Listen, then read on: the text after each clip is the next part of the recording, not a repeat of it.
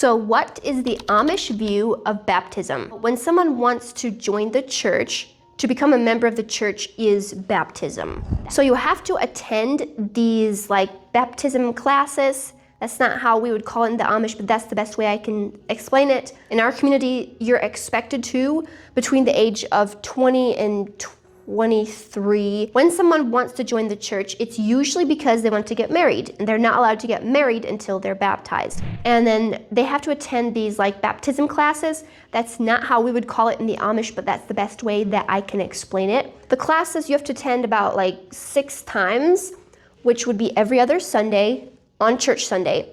So church would start as normal, and once the second line of the song is singing, the preachers go to a certain spot just to talk and stuff.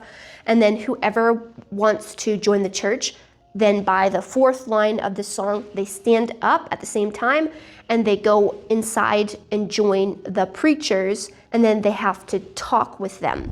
The way that the Amish would say that baptism is for, first of all, it's expected of you, so you already know that you have to join the church.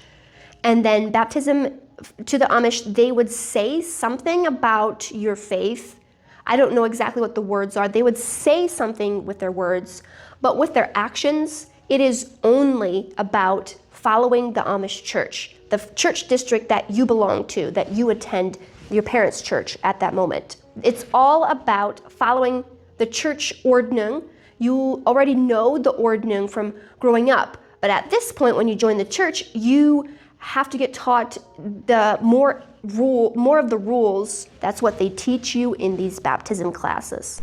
Before they get baptized, each person has to agree and promise that they will accept, if they're a boy, they have to accept that they will be okay with being a preacher if they ever get voted into being a preacher.